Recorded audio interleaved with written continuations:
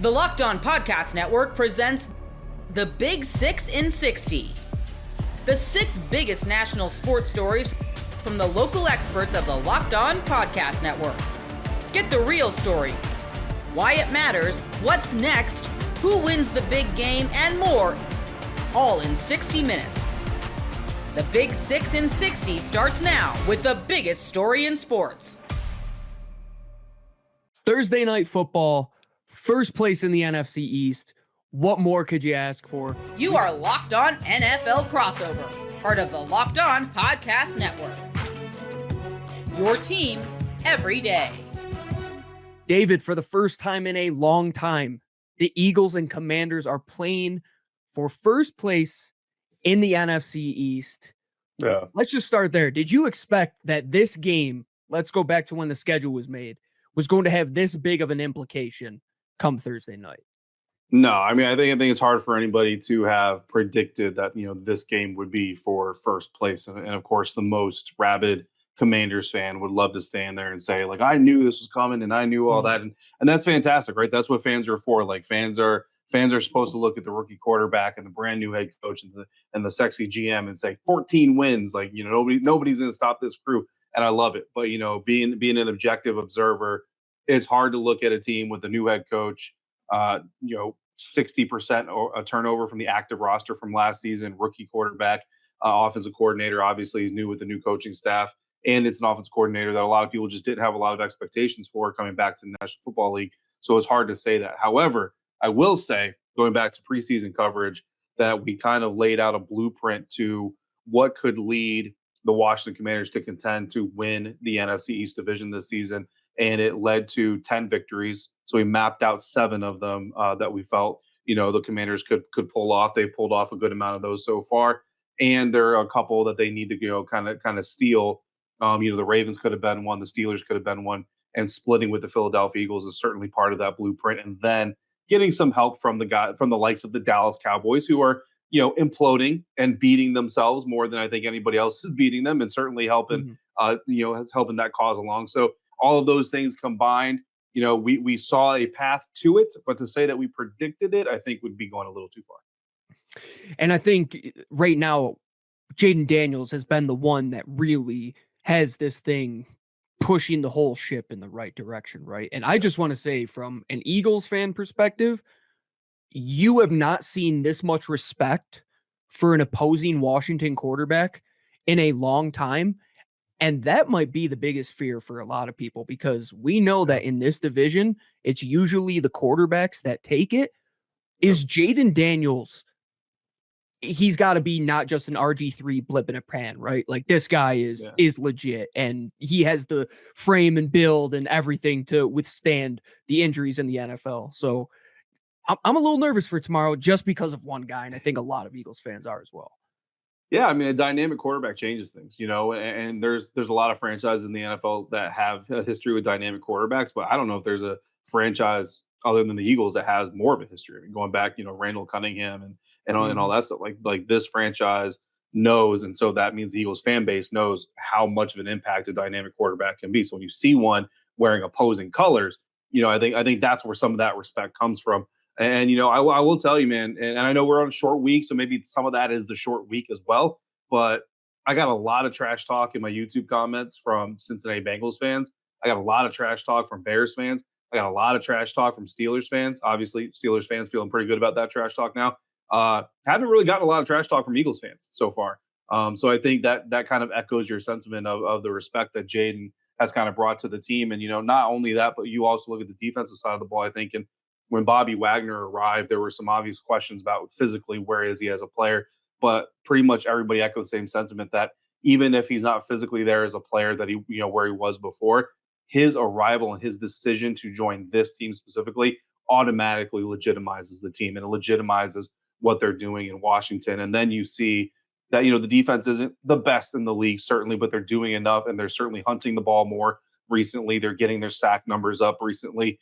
And Bobby Wagner is getting a lot of credit in the press, especially from Joe Witt Jr., the defensive coordinator, who just a couple of weeks ago was like, hey, man, the opposing offense moved so quickly that there were a handful of plays that Bobby just had to call on the fly on the field himself. We didn't have time to communicate. He's just saying, hey, here's what we're doing, and I know exactly what the call is, and that just kind of shows you the impact that a guy like Bobby, a veteran towards the end of his career, is making on one side, but then the rookie quarterback, like you mentioned, is making on the other side. And I think to your point as well, you look at Zach Ertz, and I remember having this discussion with Marcus back in the summer, and I think Lou and I said it as well, that a lot of those free agent signings, the Bobby Wagners, right? You bring in a Zach Ertz. For Philadelphia Eagles fans, it gave us like 2011 Dream Team vibes, but to see everything going right, you got to give a lot of credit to that front office. And I know Lou and I over at our show, we have loved the draft classes for Washington over the last couple of years. How influential has this free agent class been for this Washington team to get this ship right?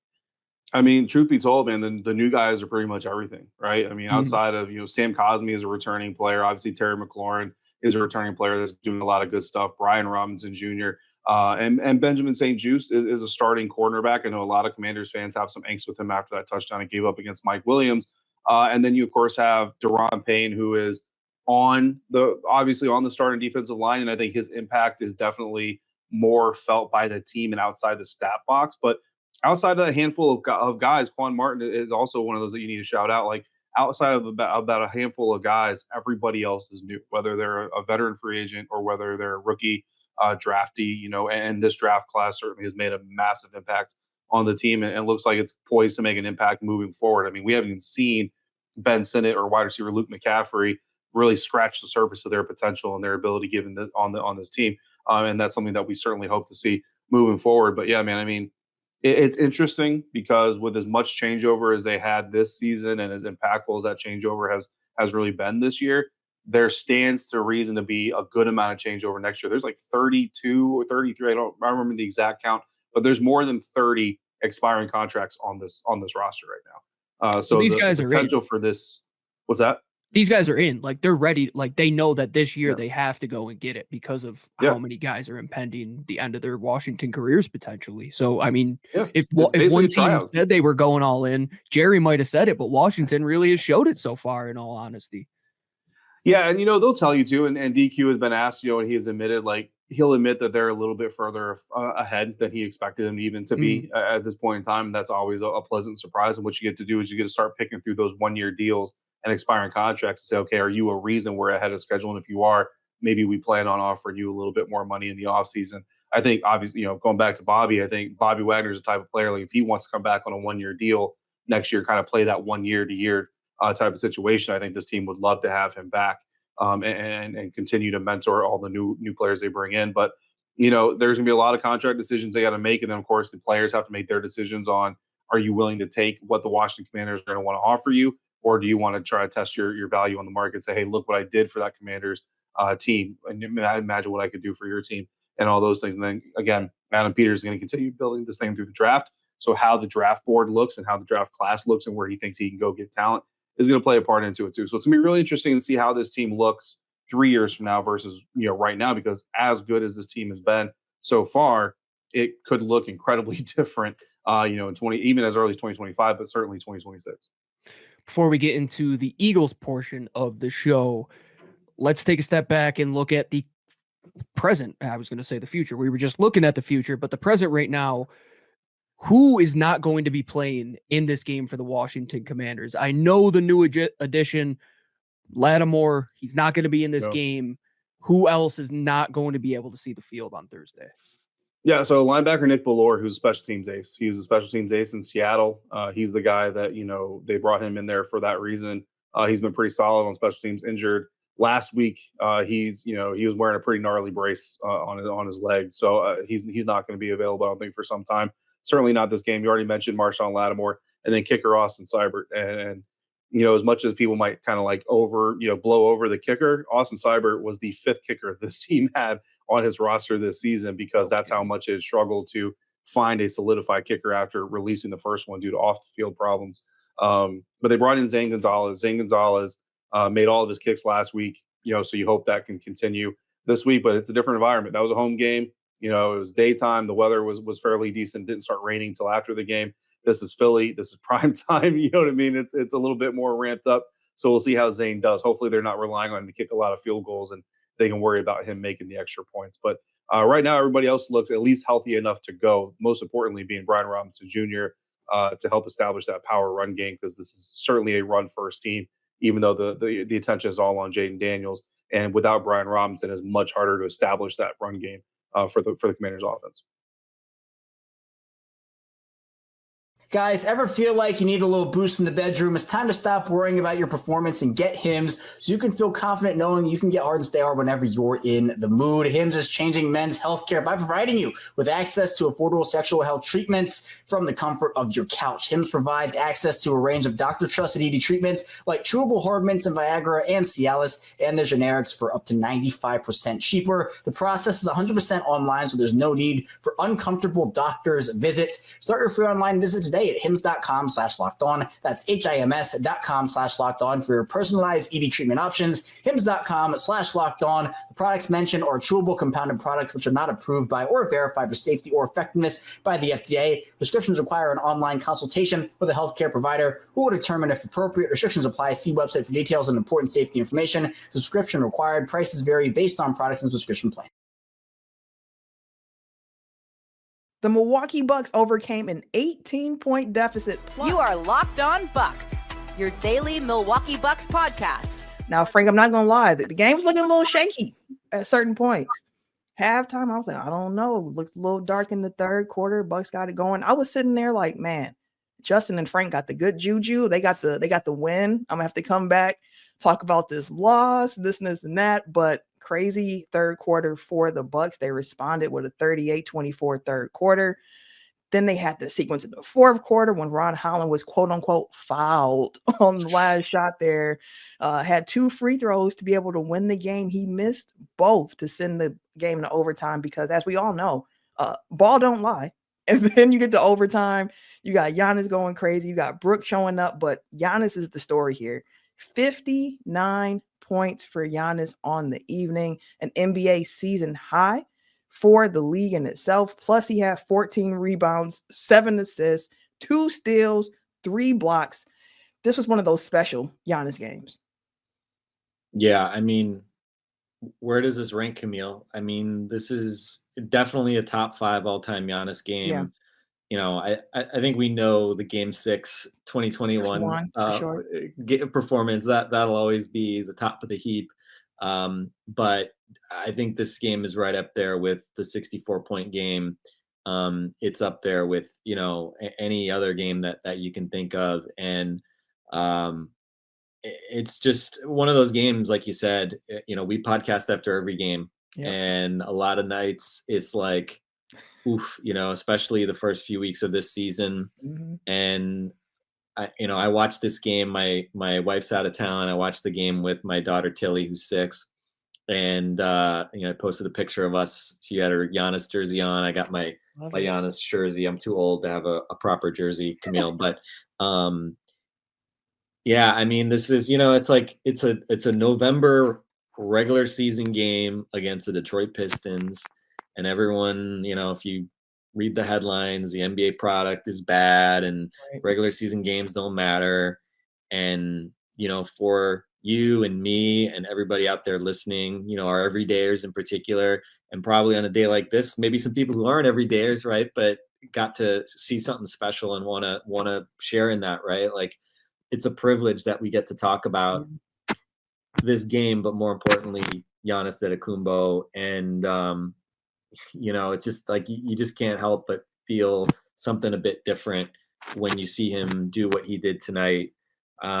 22 out of the 20. What did they have? Did they have 24 in the first quarter? 24 points in the first quarter for Giannis. I mean, you know, just carrying this team when they had nothing in that first quarter, most of the first half, when they looked dead in the water early in the third quarter.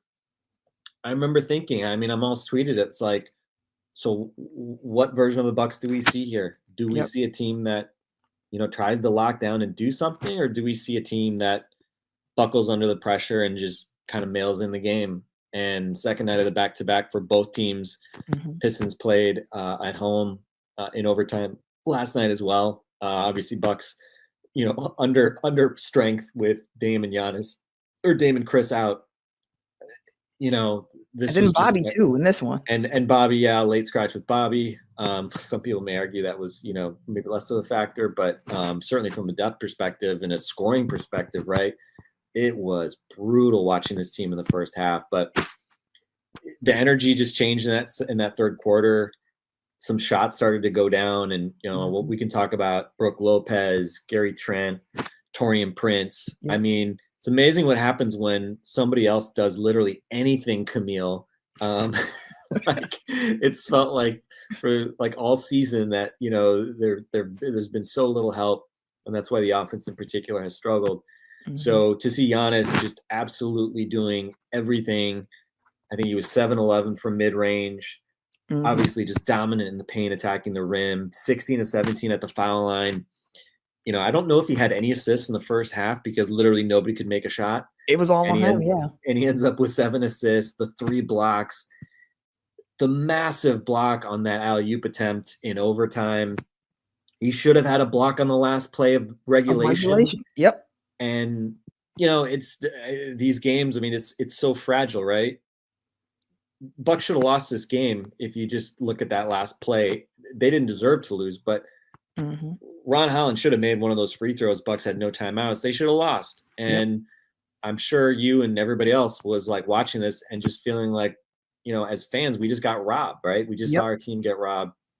So for the basketball gods to say this ball will not lie, this ball shall not lie, and to give the Bucks that second life, and then to see them come out, Giannis with the incredible block. I mean, that sequence where Giannis delivers that incredible block, I mean, it made me think of of course, the DeAndre Ayton Sun block. Finals, yeah. A little bit different situation, but in terms of just like bang, bang, violent type of play.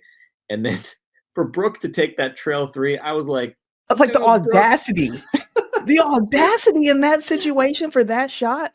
Crazy. Marcus was talking about like slowing it down, and Brooke's like, F it, bombs away. And hey, Giannis comes and hits a 3. It was I couldn't believe what was happening. Yeah, I mean, it really was like the basketball god said, like, no, this Giannis performance, this deserves a win. Bucks fans, you've been through enough here early in the season. We're gonna, we're not gonna do you like that. Just every time they needed something in overtime, what was Giannis 5 for 5? He delivered mid-ranger after mid-ranger. He seals it with that just blow by on Tobias Harris and a dunk.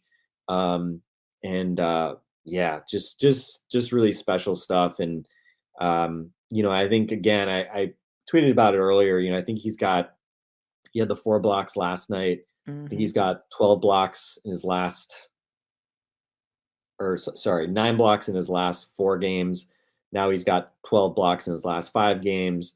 Had the steals too. Hasn't had a lot of steals this year, but a couple of steals. Also late in OT, he got into it with Cade on the sideline, nearly forces a turnover on Cade, buckling down, playing the defense there. So, just bringing that impact defensively in addition to the otherworldly stuff that he's able to do as a creator, and with his immense skill, thank you very much, on offense. No, that's right. Yeah, it was just put it up there, hang it in the Louvre. That was just an all-time performance, and you nailed it. We're all going to remember that game forever. When we think about Giannis in Milwaukee, that game will be one where we'll remember where we were. And I am thankful I got to watch it with my daughter, and she got to experience that. I got to explain to her what "ball don't lie" means. I don't know if she really understood it. This was after I tweeted "ball don't effing lie." I left out the censor it at home, colorful part. Yeah.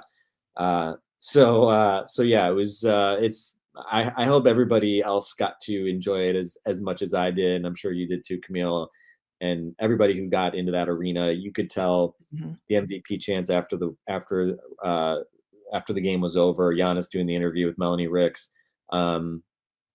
This meant something to Giannis, and again, like, one game is not going to like turn around the Bucks season, right? It's going to have to be stacking effort and doing it every night. But I thought they showed a ton of character tonight, and took them a while to start playing at high level, but they really brought it. And again, you just hope that this kind of builds kind of some continued momentum, and hopefully you start to get healthier, and you can maybe have a little less drama in some of these games. But man, a little drama is pretty damn awesome when it goes your way. It is, especially when you've been going through some drama that you didn't like, and then it finally turns. I felt like the play two that stood out to me, I mean, Giannis was doing his thing throughout it, but I think it was in the third quarter when Isaiah Stewart just grabbed him out the air for the flagrant two, got tossed out the game. I was like, this could be one of those plays where it changes the course of the game as well, because that was amidst that Bucks third quarter run where they're trying to get back into it. Giannis got 2 free throws that he made both of. They got the ball back. Gary Trent Jr. hit like a floater. Then it's a 4-point game at that point in the Pistons' favor.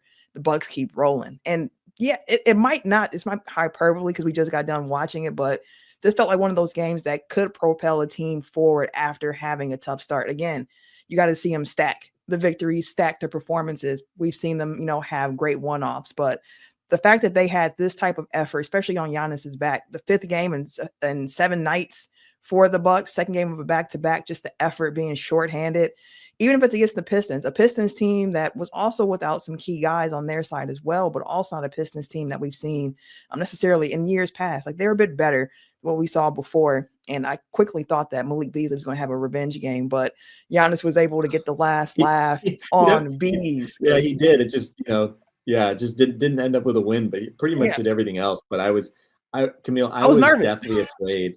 On that last play of regulation, I was like, oh God. First off, everybody was thinking, don't give up the alley-oop, which they gave up last night, or they got last night against the Heat. The second thing I was thinking was, don't let Malik hit a dagger game winner against us, because he was great. I mean, especially when the first half when Gary Trent was just continuing to look totally anonymous, and Malik, he had 27 points, 26 points, 10 rebounds, 4 assists. I mean, that's literally one of the best games of certainly the last couple of years for Malik. He was awesome, played 44 minutes. He was jibber jabbering the entire game. Had a nice moment with Brooke and Giannis after the game. Exchanged jerseys with Brooke, which was cool to see.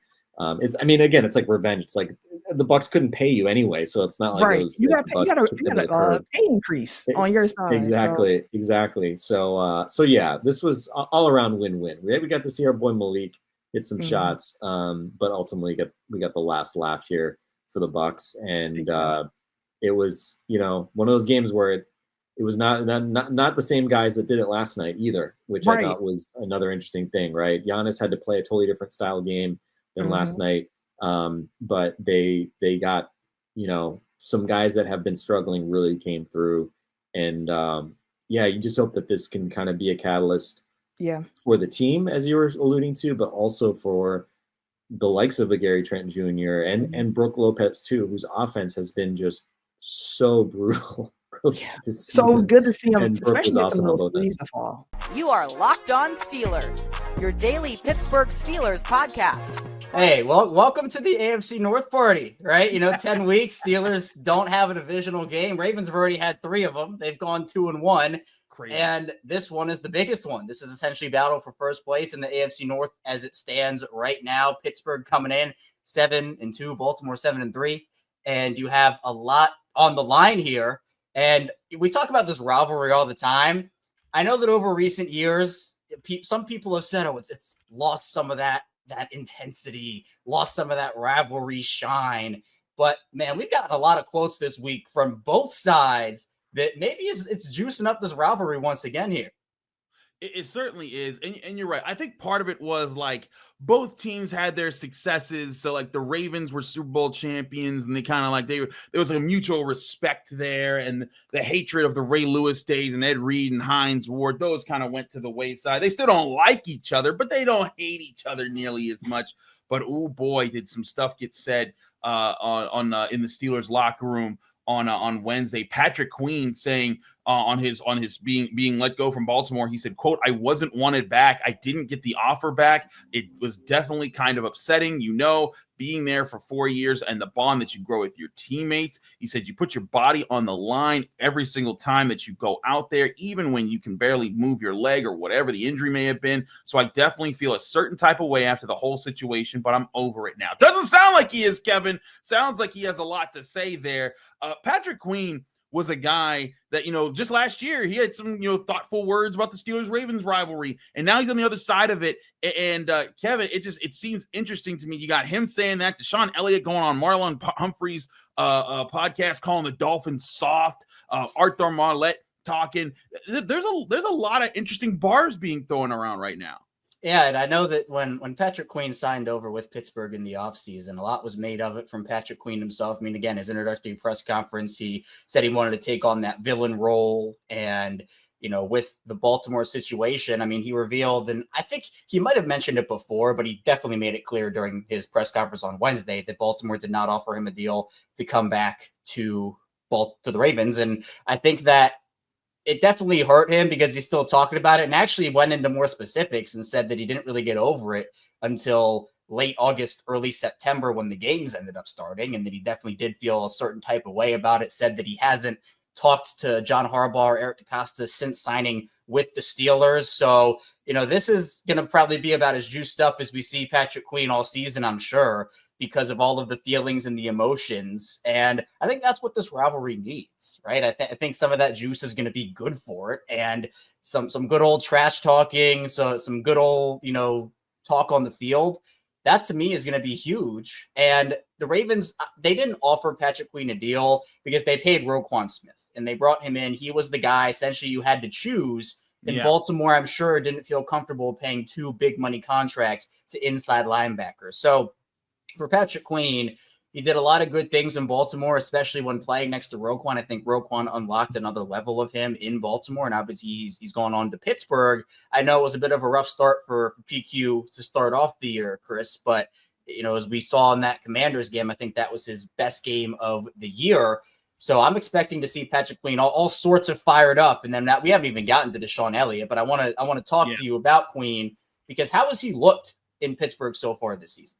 So he started off the season rough against the Falcons, missed 4 tackles in that game, and then he was kind of up and down for a little while. But then when he came out of the bye, he looked sharp as all get out in that Commanders game. He was flying all over the field. He was contesting the run at the right spots, and I think that was the thing, is he just had to figure out his run fits and when he could be aggressive, when he needed to hold back and find that pace. At least for this game last week, he found that, and that was the number 4 rushing offense in the NFL, one of the top, also like the number 3 scoring offense in the NFL at the time, in the Commanders that they faced. And he also showed hey, that sideline to sideline speed. They called it QB option, and the edge went in on the running back, and so Jaden Daniels tucked the ball, tried to hit the sideline. Patrick Queen went from the middle part of the formation to the sideline, limited what should have been a 10-yard gain to a 3-yard gain, and so he's showing that. He's also playing better in coverage. And I think he's kind of being the player the Steelers need. And I said all along, when they signed Patrick Queen, it was not for him to take over the defense. They still got Minkah Fitzpatrick. They still got TJ Watt. They still got Cam Hayward. Alex Highsmith's hurt right now, but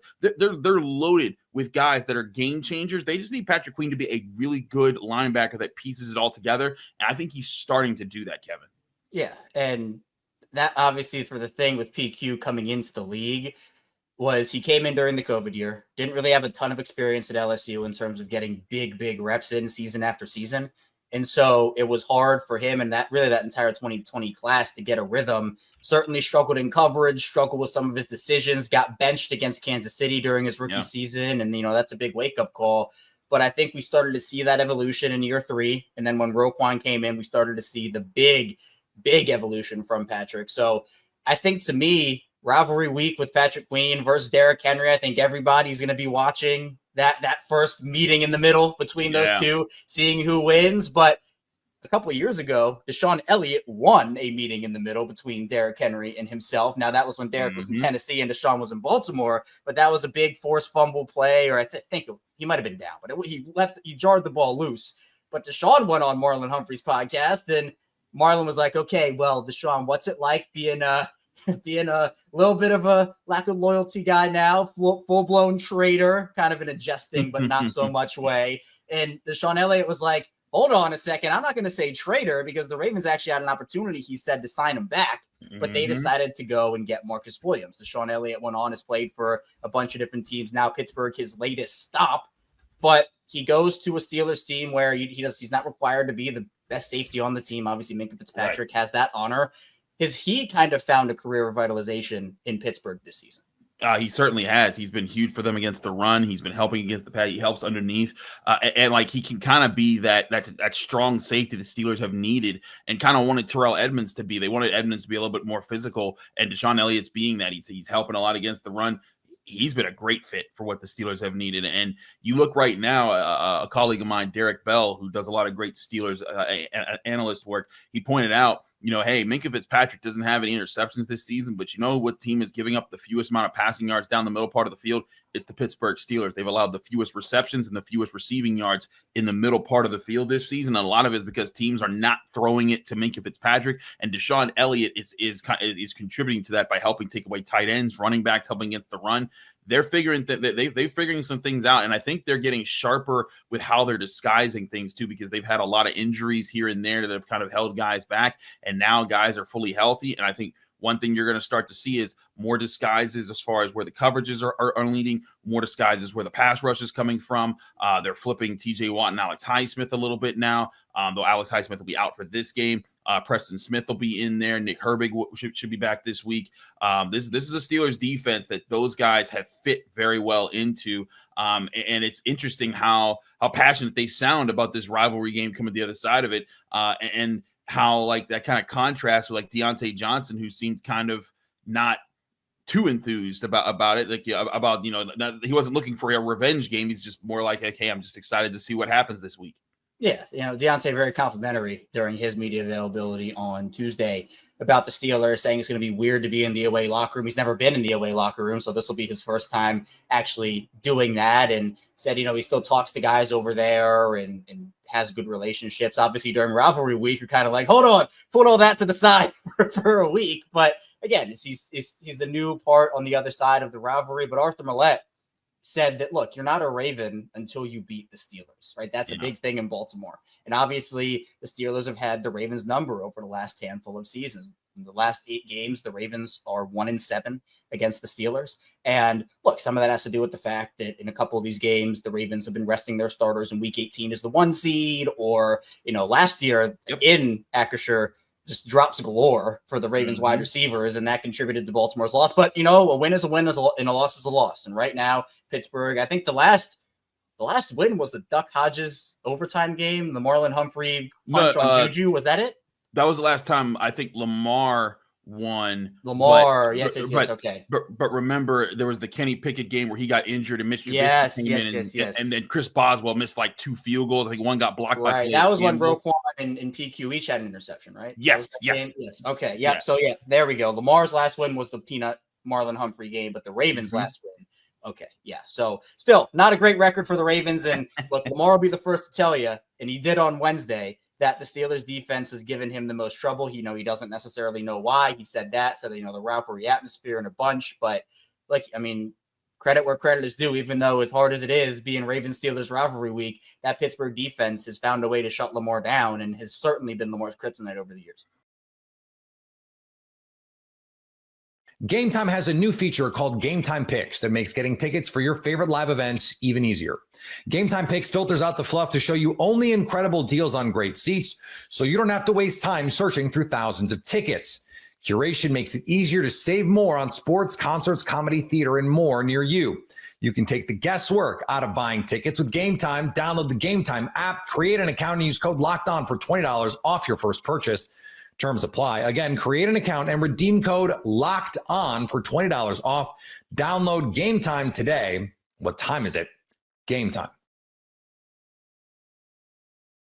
Bills, Chiefs, round 8 of Mahomes versus Allen. You are Locked On NFL Crossover. I'm Joe Marino, host of Locked On Bills, joined by Chris Clark and Ryan Tracy of Locked On Chiefs, getting you ready for Week 11 Bills, Chiefs, the 9-0 Kansas City Chiefs coming to Buffalo to face the 8-2 Buffalo Bills. Gentlemen, if the Kansas City Chiefs are going to snap the Bills' 3-game regular season win streak against the Kansas City Chiefs, which has not mattered an ounce in the playoffs, what's got to go right for Kansas City in this one? For me, they have to continue to take care of the ball. Patrick Mahomes has been a lot better the past couple of weeks taking care of the ball. If he doesn't turn the ball over, it helps their chances. And you mentioned this earlier, and this is one of the big things in this game. the Chiefs lead the league or are very high in the league at 10+ play drives.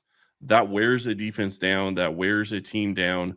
And if they can continue to take care of the ball and have those type of sustained drives, Kansas City should be able to put themselves in the driver's seat to win this game. I think that's a good talking point. The Bills very good at taking away the football. 18% of drives against the Bills defense end in a takeaway. The Bills have had multiple takeaways in all but 3 games this year. They've had a takeaway in every game. They've had a takeaway in 12 straight dating back to last season. So obviously I think that's going to be a big part of the equation here. And it's part of mine as well. I have 3 things written down for the Bills to have success and win this game. And taking care of the football matters quite a bit. And I think when you go back to the last 3 meetings between these 2 teams, the 3 meetings since 13 seconds where, obviously the fireworks happened at the end of that game, these hadn't been high-scoring affairs, guys. The highest point total scored by any team over the last 3 has been 27. These have typically been low 20s games, 20-17, 20-23, 24-20 type games. And so you got to make sure that every drive ends in a kick, either a punt, a field goal, or an extra point. You can't be giving away possessions. They matter so much in these types of games. And so, yeah, I think for the Bills, I'll match you. I'll say of equal importance for them to take care of the football. They've done well with that. The Bills have only given the ball away 6 times this year. And I guess 4 of those have come in the last 3 games. So that's picked up a little bit on, honestly, some goofy interceptions. So that taking care of the football, big one for both sides here. Goofy's a great way to put it. So I know how I would go in and attack this particular team, but if we're doing the post-game show, Joe, and we're dealing with the Chiefs did break that snap, how would you break it down? What did they do to beat the Bills this time that maybe they haven't done in the past? What did Kansas City do to beat the Bills? I mean, Kansas City, I don't, that's the thing about Kansas City. They're not game script dependent. They can win games all kinds of different ways, whatever it takes, right? They did great study and figured out how to block a kick at the end of the game to win. They need Patrick Mahomes to go have a game-winning drive. He's done that 4 times this year. They need to stop on defense. They can get it. So I think that's the beauty of a team like Kansas City. And I think other top teams like I would say Buffalo as well, they're not game script dependent. It doesn't have to go a certain way. You look at a team like Pittsburgh. I think Pittsburgh's a good football team, but it has to go a certain way for them to win. There's a script. They're game script dependent. I don't think either of these teams are game script dependent. I think that they can find ways to win games no matter what. And I think obviously the Chiefs are the greatest example of that in the NFL, not only this year, but really since 2018. When I look at this game, you talk about how these have been low scoring games. Kansas City, I think, has something like over 20 games where they haven't allowed more than 24 points, I think, or 27 points. So I do think that continues in this game. So to me, it's, can you get Allen into 3rd down situations where you can actually rush the passer? I'm not talking 3rd and shorts. I'm talking, keep him in, 3rd 5, 3rd 6, and beyond that. Because if you can actually get after the quarterback and force him to get into those 3rd down scenarios, it takes away the legs a little bit. I understand it's not going to take him away completely, but at least it takes it away a little bit easier than, a 3rd and 2 or 3rd and 3 where he doesn't have to do much with his legs to go get that first down.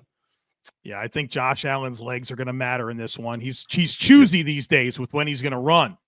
And he said on the McAfee show last week ahead of the Colts game that his body was feeling pretty good. And you saw him, he took off a little bit against the Colts. I think this is a game where you will see Josh weaponize his legs, especially if the Bills are going to be shorthanded with their skill players. No Keon Coleman, who has been the team's leading receiver this year. No Dalton Kincaid, potentially, right? He had a knee injury against the Colts and he didn't practice on Wednesday, which was a walkthrough. I don't know how that's going to go. And then Amari Cooper, who's got a wrist deal. Even if he plays, it's going to have some type of brace on his hand. He caught passes out of the jugs machine on Wednesday, which is an encouraging sign. But, if they're going to be shorthanded with missing more than one of those guys, I think you see Josh Allen weaponize his legs a decent amount in this football game, of course, with the eyes of the nation watching. I think that's one of my keys for the Chiefs to be victorious is they got to corral not just him, but James Cook as well.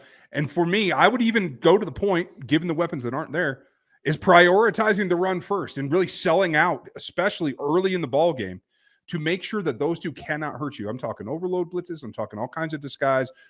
Spags going into the bag of tricks to try to make sure you can't get momentum. I think that's what kills the Chiefs against the Bills is when you let Josh in particular get momentum. Is there something else I'm missing? What's the hidden magic that we got to be on the lookout for?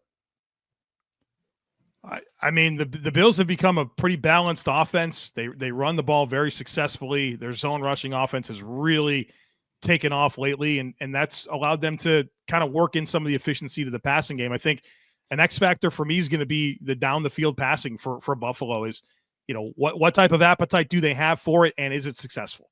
And it's trended well over the last 5 games after a really bad start. And so what type of opportunities are there down the field to maybe create some explosives? And then, defensively, like to me, all this talk about Mahomes, Allen, to me, how is the Bills defensive line going to show up? That's what it's going to come down to. Can they be disruptive enough? Can they win organically to create pressure and affect Patrick Mahomes? That's what it comes down to. I think that's the biggest storyline for me. So my 3 keys for the Bills: effective cage rush on Patrick Mahomes, take care of the football, and win in the red zone. This is one of those games where you get chances to score touchdowns, you got to score touchdowns. You get chances to hold them to field goals, you better hold them to field goals. I think the team that wins in the red zone, that takes care of the football and has the most disruption with their defensive line, wins this football game.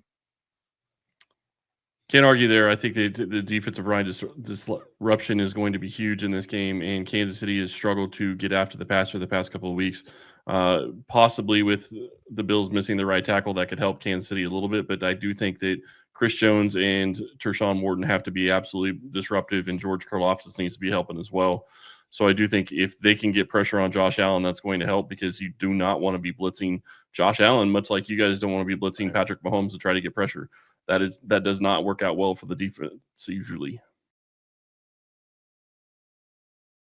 Guys, ever feel like you need a little boost in the bedroom? It's time to stop worrying about your performance and get Hims so you can feel confident knowing you can get hard and stay hard whenever you're in the mood. Hims is changing men's healthcare by providing you with access to affordable sexual health treatments from the comfort of your couch. Hims provides access to a range of doctor-trusted ED treatments like chewable hard mints and Viagra and Cialis, and the generics for up to 95% cheaper. The process is 100% online, so there's no need for uncomfortable doctor's visits. Start your free online visit today at hims.com/locked-on. That's HIMS.com/locked-on for your personalized ED treatment options. HIMS.com/locked-on. The products mentioned are chewable compounded products which are not approved by or verified for safety or effectiveness by the FDA. Prescriptions require an online consultation with a healthcare provider who will determine if appropriate. Restrictions apply. See website for details and important safety information. Subscription required. Prices vary based on products and subscription plan. You are Locked On College Crossover, part of the Locked On Podcast Network. Your team every day. Look, Tennessee is a 9.5-point dog on the road at the time of this recording. That total is at 48.5. I think in large part, guys, at the time of this recording, and truly I think it's going to be a day-by-day thing, and we're not going to know until later in the week, the health and status of Tennessee quarterback Nico Iamaleava. On Tuesday night, one national media member said that he's out. Another national media member said that he's playing. You said national media member, and you lost me there. We just can't take that seriously. My point is, those guys have nothing to lose, right? I mean, they're just throwing stuff out there. It's truly a day-by-day thing with what he's going through right now. So I think that line's influenced that. I mean, I still Georgia was going to be favored. I'd probably have Georgia around 6, maybe 7 or something, if Nico was full go right now. So what do you guys think? How does Georgia win this football game? I would assume you guys are taking the dogs. Yeah, we're going to take the dogs.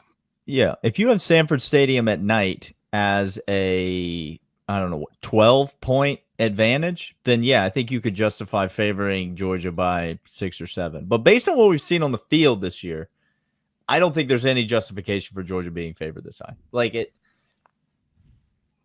Georgia has not looked good consistently this season. They have had spurts and moments where they have played well. Now, the good news for Georgia is that they only have to play one game on Saturday night. They don't have to play 4 or 5 games in a row of looking good. They only need one good shot against Tennessee.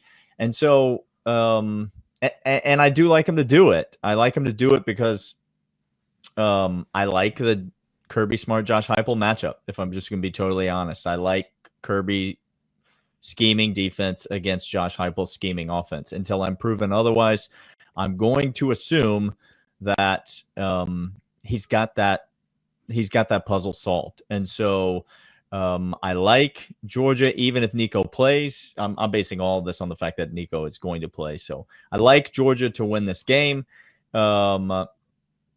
One, because the home atmosphere, I think the fans are hungry because, as you mentioned, I mean, Georgia played 3 home games this year, Eric. Like 3 home games this year. Yeah, two neutral sites, right? Yeah, and it's week 12 of the season, and we played 3 home games so far.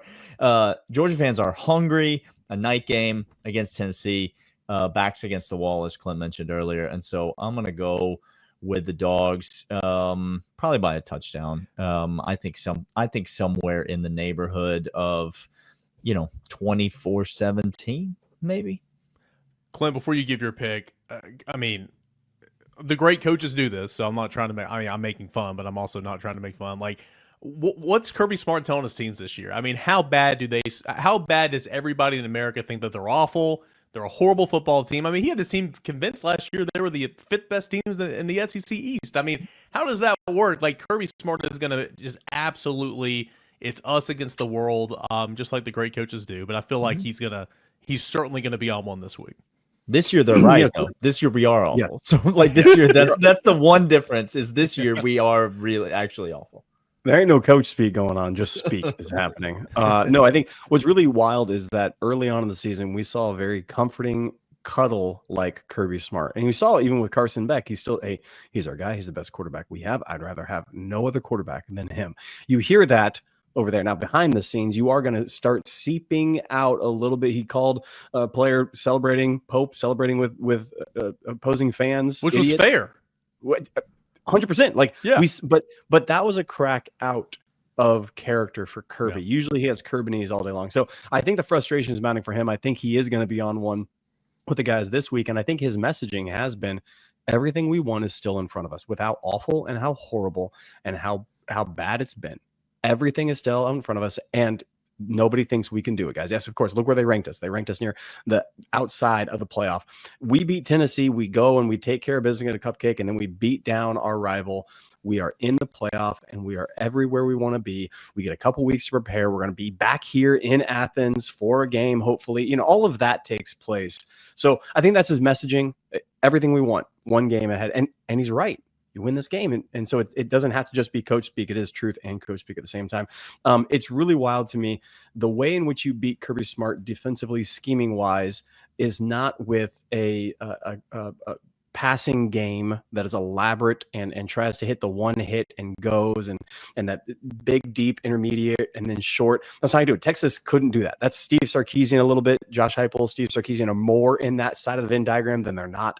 The way in which you beat Kirby Smart, Jackson Dart did not play a particularly great game passing wise. He ran really, really well. Ole Miss ran the ball extremely well, and they hit a couple pot shots to get the passing game going. So if Tennessee, and that's where Kirby Smart comes into Josh Heupel. He knows that system, Josh's passing system. So Tennessee wants to rely on the run. That is where you're going to have to beat Kirby Smart. Is just going to say, we're going to beat you up front in the trenches and we're going to outmaul you. And I think there's a good shot they can do that.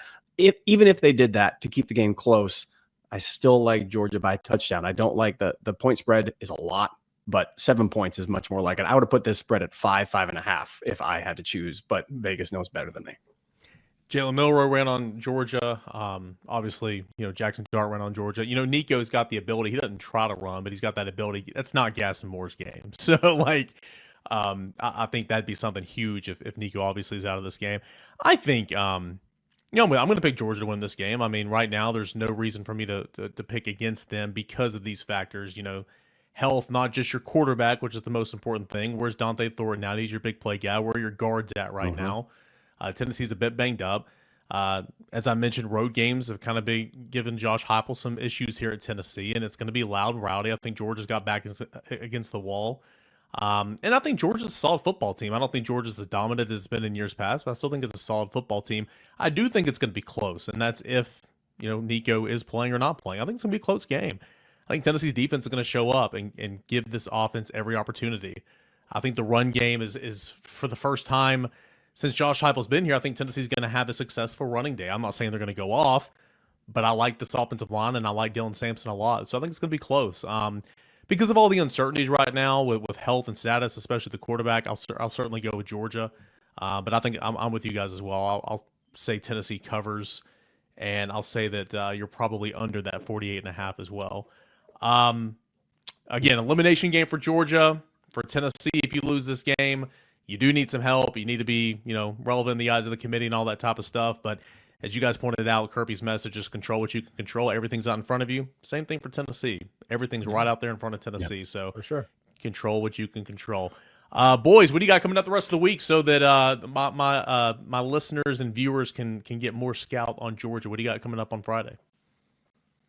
Yeah, Friday we'll be back. Locked On Bulldogs, YouTube, audio, wherever you get your podcast. We'll be talking about things Georgia fans are excited about, things Georgia fans are probably nervous about, and things that people maybe aren't thinking about, things you're maybe sleeping on. That's our typical Friday show. So we'll do that on Friday, and then you can always follow us, Dogs Podcast over there on the X, and we'd love to interact with you, Tennessee fans, except for that Eric, Voldemort guy. No, that guy's not you. Not you. No, we've got Not enough you. of that. Our buckets are full. Eric, what about our fans? Where can they find you and get your stuff? Game Time has a new feature called Game Time Picks that makes getting tickets for your favorite live events even easier.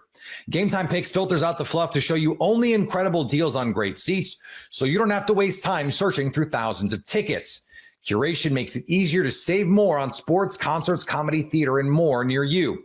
You can take the guesswork out of buying tickets with Game Time. Download the Game Time app, create an account, and use code LOCKEDON for $20 off your first purchase. Terms apply. Again, create an account and redeem code LOCKEDON for $20 off. Download Game Time today. What time is it? Game Time. Can LSU get back on track? Is DJ Lagway going to play? You are Locked On LSU, your daily podcast on the LSU Tigers. You mentioned DJ Lagway, which is just, I don't know if he's playing. Honestly, at this point, I think this is truly going to be a case where it comes down to the wire. I know that last week I was told on Wednesday, no DJ Lagway.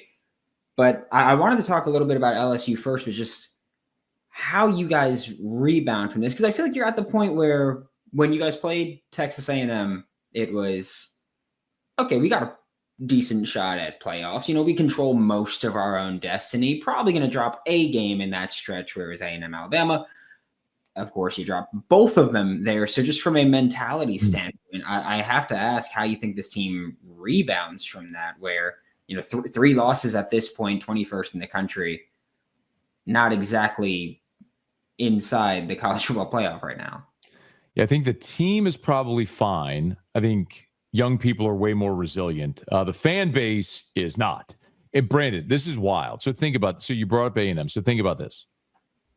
After the USC loss to open the season, LSU wins 6 straight.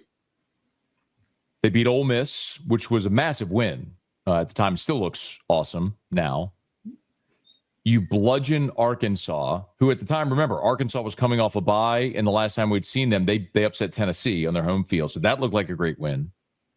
And you're going to A&M as a top 10 team, the only 2 unbeaten teams left in SEC play. You're on the road, and midway through the third quarter, you're up 10, and your defense is so overwhelming they bench their quarterback. Like, you're feeling really good at that moment as an LSU fan, right? In the 5.5 quarters since, 5.5 quarters, these 5.5 quarters went so badly that people are now like, is Brian Kelly the guy? Should they bench Garrett Nussmeier? Is the program progressing? I mean, it has been an incredible about face, and it really boils down to they couldn't tackle Marcel Reed, and they couldn't tackle Jalen Milroe. It is hard to explain how it all. It's easy to explain. They couldn't tackle those 2 guys.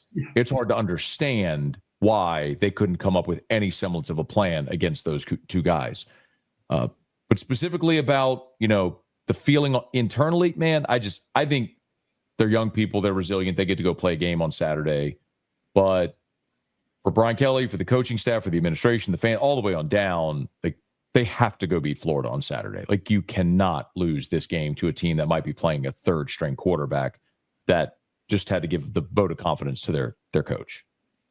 Yeah, I mean, I hate that you mentioned third string quarterback already, because that one is just, that broke my heart last week with the Texas game was just brutal. But this offense for LSU, I feel like explosive at times, and I mean, one of the most pass happy teams in all of college football, not even just the SEC right now. I mean, Garrett Nussmeier has the most volume stats around for a lot of it. He's been inconsistent in recent weeks. We'll say he's been turnover prone, and I think for Florida, that's where you really have to key in. So do you get to a point where you genuinely entertain the conversation of, is it time to bench Garrett Nussmeier if there's turnovers about again this weekend? It's a good question. And Brian Kelly was asked that Wednesday on the SEC coaches teleconference. Before the question could even be finished being asked, he jumped in and said no. And I think, so I believe him for a couple of reasons. Number one, you don't really have a great option behind him. If you had a veteran quarterback that you felt good about, you could go to. But the backup for Garrett Nussmeier is Ricky Collins, who's a redshirt freshman from Baton Rouge. And really, we've only seen him very limited mop-up duty. There's no way that I would want Ricky Collins. I would willingly put Ricky Collins on the field in key situations against Florida in the Swamp as your first action. This isn't like week 2 against Nichols, where no matter how badly he plays, you're going to win the game. So that's one part. The other part of it is, for the bulk of this season, Garrett Nussmeier is the reason you've even been a contender. Your rushing offense, I believe right now, is 113th in America. It's so odd to say about an LSU team, but they cannot run the football. And because they have not been unable to run the ball and establish the line of scrimmage, Garrett Nussmeier has had to throw the ball 40, 50 times a game. And because he's been so efficient doing it, it's how they won 6 straight games. So no, they're not going to bench Nussmeier. Their path to winning against Florida or any game heretofore is Garrett Nussmeier playing like the guy he did when they won 6 straight. And Brandon, he's on pace to have the 3rd highest passing total in LSU history, behind only Joe Burrow, who threw for 5,600 yards, and Jaden Daniels, who threw for 3,800 yards in just 12 games. Remember, he didn't play in the bowl game or an SEC championship. So you're talking about a pretty incredible pace behind only 2 Heisman winners that Nussmeier's on right now. Yeah, I mean, I will also say this, of course, the obvious Nussmeier connection with Florida and LSU is something that I think fans look into way more than maybe the teams are looking into it. I don't think that they're really like, oh, well, the Nussmeier connection. He told a story. I don't know if you heard, but he told a story when he was meeting with the media about the 2016 game. Of course, the one that got moved because of Hurricane Matthew, and when Darius Geis went the wrong way and got stuffed at the line of scrimmage. And it was funny because the way Garrett was telling the story is he was saying we, meaning Florida. And then he was talking about 2012 Bama, saying we, because in the context of telling the story, he was talking about his dad's team. And he stopped himself and he's like, it's so weird that I keep saying we, talking about them, because I don't like them anymore. But it's the life of a coach's kid, right? So he even is well aware of obviously the connection and the fond memories he has, when his dad was coaching there. It's like one of those things where like, oh, like I sit on both sides of the fence, so I'm always right. He's just like, I support all these teams. So I don't think he supports the Gators anymore, dog. I don't think that's part of his DNA anymore. I'm letting you know, I'm firing off a tweet. If he throws a pick, I'm firing off a tweet that he's trying to make it happen. He's doing it for us. I get it. He wants the Gators to get bowl eligible, keep Billy. Maybe he's just playing the long con of keeping Billy in Gainesville. He's chess, not checkers here. Looking at the LSU defense, I wanted to ask about them because you've mentioned some wild struggles with tackling quarterbacks specifically. But just in general, right now, LSU is one of the worst run defenses in the SEC. Is there any hope for getting that figured out, or is there any change of plan? Do you just get aggressive as hell with saying, hey, it's either injured DJ Lagway or Aiden Warner back there? But I feel like if Florida wants any chance to win, they need to be able to run the ball effectively at this point, regardless of who's available. So that's like something I need to key in on with this LSU defense. So the defense does two things well. The LSU defense can cover pretty well, which was a major problem a year ago. But they brought Corey Raymond back. They're healthy at corner. They can cover pretty well. It ain't Derek Stingley out there. Okay. Like they ain't got all Americans, but they can cover pretty well. And they are really good at rushing the passer. They're one of the tops in the SEC in sacks, TFLs. Blake Baker does a great job of getting creative with how he draws up pressure, and LSU is very good at getting home and affecting the passer. What they've struggled at, and it's not just stopping the run, it's when you've had the creative ability with a running quarterback. For example, Lenoris Sellers ripped off a 75-yarder against LSU. In that game, Rocket Sanders ripped off a 67-yarder against LSU. We saw last week Jalen Milroe ripped off a 72-yarder. It all starts with the quarterback's ability to run the football, where LSU has struggled. I mean, you can look at those key points throughout the entire season because there have been games where they've done exceptionally well defending the run. But when they have to deal with a running quarterback, be it single wing or however, whatever formation an offense wants to run out of it, if you have that dynamic, that element, LSU's been on it. The only time they stopped it was against Arkansas. And Taylor Green had a knee injury. Jaquindon Jackson injured his ankle. So maybe they weren't as dynamic and explosive as they possibly could be. But LSU held them to 38 rushing yards on their home field. And that's one of the reasons why people looked last week, me included. I said, look, they've shown they can do it. The Marcel Reed thing was an outlier because it was a sudden change mid-game. They weren't ready for it. Now you had 2 weeks to prepare for Milroe. You should have a plan. And then they didn't have no plan. Or if they had a plan, they couldn't execute the plan. So I'm fascinated to see if Lagway plays. I don't think Austin Warner is going to hurt LSU with his feet. But if Lagway plays and he's healthy, he's got the ability to do it. And that I think is maybe the biggest question of the game. Yeah, absolutely there. I will say that I think this is a little bit of penance for having Jaden Daniels run over every single defense last year. They're like, hey, well, guess what? Now everyone is doing it to you there. And two, as you're talking, I just keep thinking about, man, I really need DJ Lagway to be as healthy as possible